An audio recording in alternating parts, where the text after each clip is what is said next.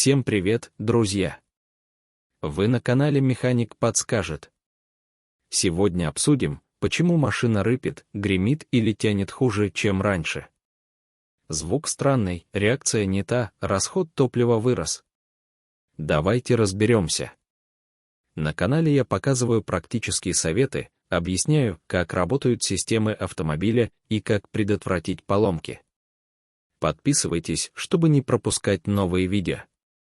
Многие водители сталкиваются с потерей тяги и странными звуками и не понимают причины.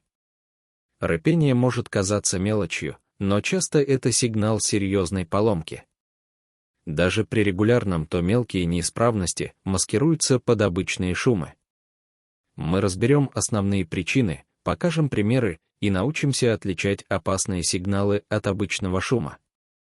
Это важно для всех автомобилей, новых и старых, отечественных и импортных. 1. Двигатель. Рыпение связано с поршнями, клапанами или гирем. Ослабленный ремень, изношенные натяжители или плохое масло вызывают металлический звук. Старые свечи и засоренные форсунки приводят к вибрации и потере тяги. 2. Коробка передач. Рыпение при переключении, механика, сцепление, тросы, гидроприводы, автомат, низкий уровень масла, гидротрансформатор работает плохо. 3. Выхлопная система. Трещины в коллекторе или пробитый глушитель создают грохот.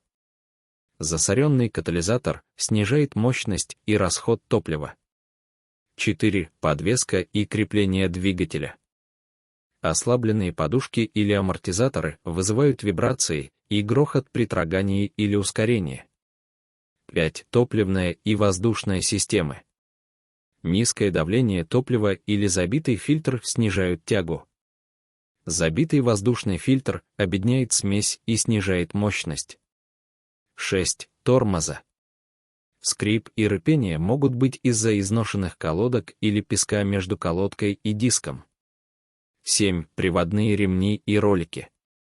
Старые ремни генератора, ГУР или кондиционера скрипят. Замена решает проблему. 8. Электроника и датчики. Некорректные данные датчиков могут ограничивать мощность двигателя. 9. Вспомогательные агрегаты. Компрессор кондиционера или генератор при износе создают шум, похожий на рыпение двигателя. Как определить источник? Слушайте машину, проверяйте обороты, отключайте вспомогательные системы, делайте диагностику. 1. Ведите звуковой дневник, записывайте звуки и когда они появляются. 2. Меняйте фильтры и расходники вовремя. 3. Проверяйте крепление двигателя и подвески. 4. Следите за ремнями и роликами. 5. Тестируйте топливную систему и промывайте форсунки. 6. Используйте простые аксессуары для диагностики.